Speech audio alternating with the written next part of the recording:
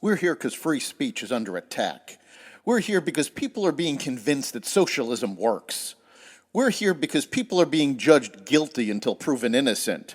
We are fighting back with facts. This is not a safe zone, so buckle up, Buttercup. This is the raw, naked truth.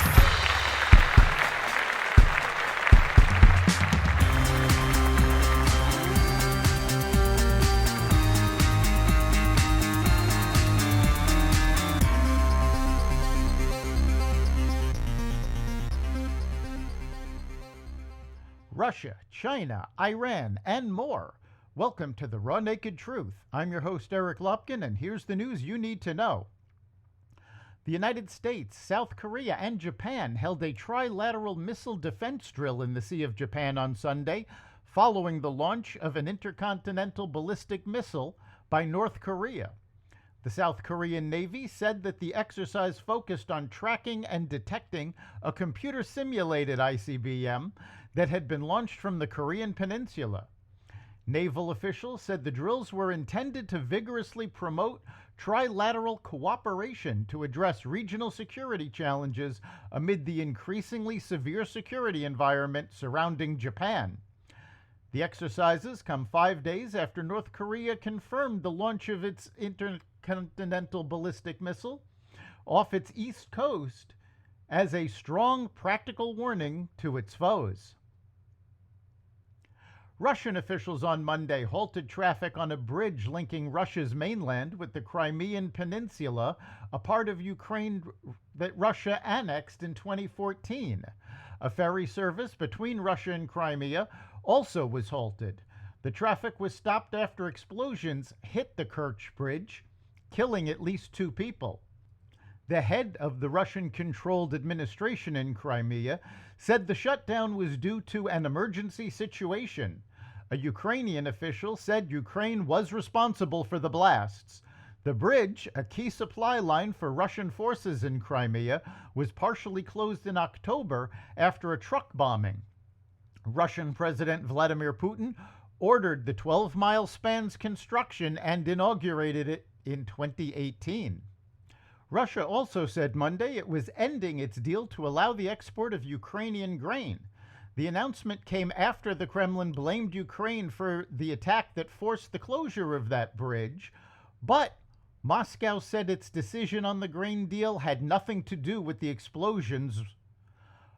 Russia says conditions concerning Russians' interest, including the reconnection of the Russian Agricultural Bank to the International SWIFT payment system, haven't been fulfilled. As soon as the Russian part of the agreements is fulfilled, the Russian side will return to the implementation of this deal immediately, according to a Kremlin spokesperson. A wave of extreme heat intensified across the Southwest on Sunday, with Las Vegas, Nevada tying a city record of 116 degrees Fahrenheit and California's Death Valley hitting 128 degrees at Furnace Creek. That's the spot where the hottest recorded temperature on Earth, 134 degrees, was measured in 1913.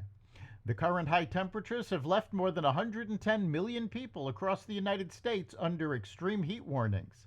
Excessive heat warnings are expected to remain in effect in Las Vegas and many other areas until Tuesday. Iran's morality police are renewing a crackdown to force women to wear hijabs in compliance with strict Islamic dress codes, the state-run Fars news agency reported on Sunday. A spokesperson for Iran's enforcement body said officials started conducting vehicle and foot patrols on Sunday, 10 months after 22-year-old Mahsa Amini died in police custody after she was arrested for allegedly wearing her hijab or headscarf improperly. Nationwide protests erupted after her death. The government violently suppressed the demonstrations, but the morality police halted patrols during the unrest. China's economy grew just 0.8% in the second quarter compared with the previous 3-month period, according to China's National Bureau of Statistics. That's a significant slowdown from a 2.2% January to March pace. Beijing is facing increasing pressure to revive the country's economic recovery from the coronavirus crisis.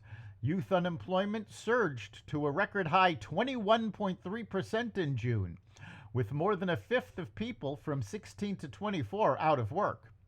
That's the Raw Naked Truth. You can catch every episode of The Raw Naked Truth at xvadio.com/podcasts, the Apple Podcasts app, Google Podcasts, Spotify, iHeartRadio, Audible, Amazon Music, and other platforms that respect freedom of speech. We'll see you next time.